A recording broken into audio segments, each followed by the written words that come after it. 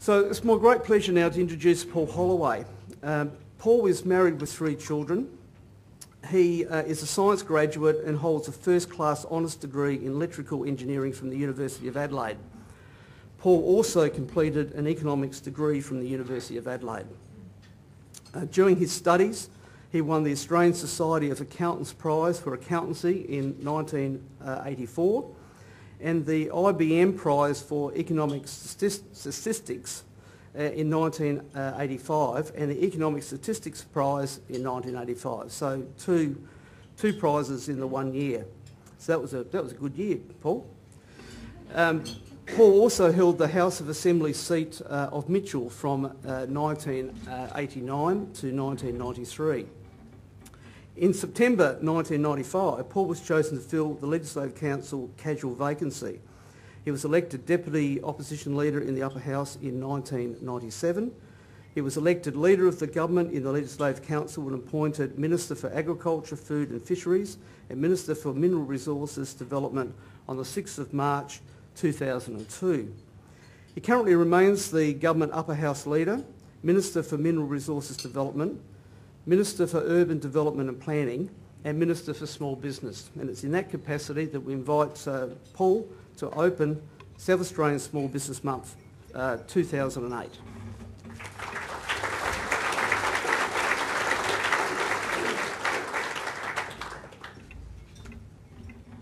Thank you for that introduction, Phil. A lot of those things happened a long time ago. But could I firstly acknowledge my parliamentary colleagues here, David Bassoni, the Shadow Minister for Small Business, Michael O'Brien, the Parliamentary Secretary, my former parliamentary colleague, Peter Blacker, the Chairman of the Regional Development Consultative Council, Councillor Francis Wong, Derek McManus, our guest speaker. We're looking forward to hearing Derek later on. I must also acknowledge the sponsors, 5AA and Census. Thank you for your support for this small business program. The many chairs and members of BECs and regional development boards, other small business guests, ladies and gentlemen. Well, good morning and thank you for this opportunity to speak to those of you who are the key to this state's small business sector.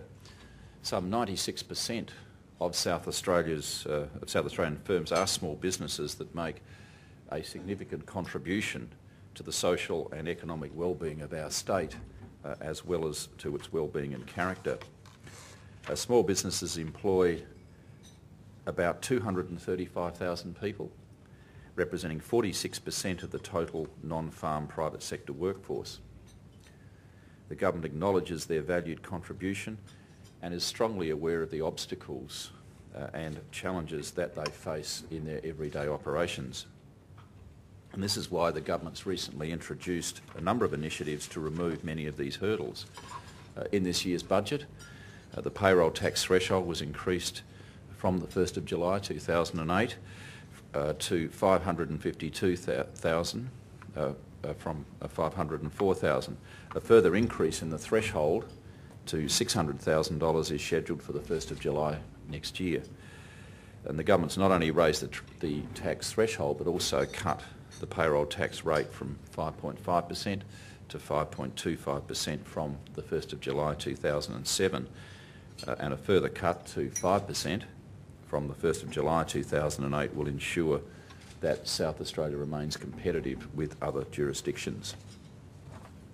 The government also recognises the red tape burden on businesses and we've set out to reduce this burden by 25% by July 2008. To help meet this commitment, the state government created the Competitiveness Council to identify, to develop and to champion practical measures and reforms to enhance South Australia's competitiveness. The Council endorsed a target to save business $150 million a year through reductions in red tape as a proxy for the government's commitment to easing this burden by 25%. And 7 reviews involving industry associations and individual owner-operators identified the steps government could take to reduce the compliance burden on business. These recommendations have been passed on to the respective government agencies and form part of each of their red tape reduction strategies. The government set an ambitious target of $150 million in savings through reducing the burden of compliance. And I'm delighted to report that an independent audit by Deloitte found this project had delivered $170 million in savings. This successful approach to reducing compliance has involved some 200 initiatives across 16 government agencies, and it's actually been built into the chief executive officers of those departments' performance agreements. And I can say, for a moment in my other portfolio as Minister for Urban Development and Planning, that Deloitte's audit did not take into account the $50 million in red tape savings that are expected to flow to commercial developers as a direct result of the government's planning and development review, which was led by Michael O'Brien, my parliamentary colleague. This recently completed review recommended reforms that we're determined will make the South Australian planning system the most efficient and modern within our country. And the reforms currently being implemented by the state government will slash the cost of families and businesses seeking development approvals for their homes or businesses.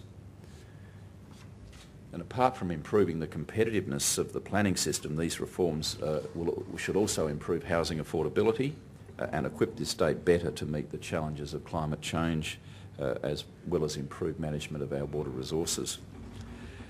The result will be a planning system that improves the amenity of our suburbs and helps us to ensure that all South Australians have the benefit or can benefit from the opportunities of the unprecedented era of opportunity that awaits all South Australians.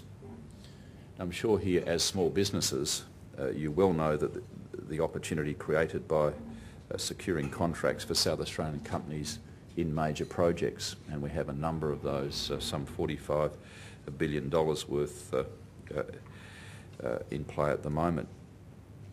Why would we prefer an import if we can make something as well or better locally here in South Australia?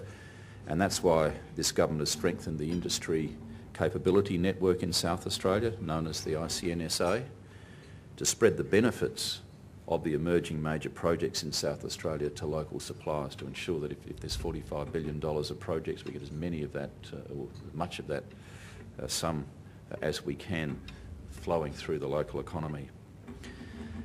And the ICNSA's key objective is to maximise local content and replace imports on major projects by building strategic relationships with resource, defence, infrastructure and the manufacturing sectors.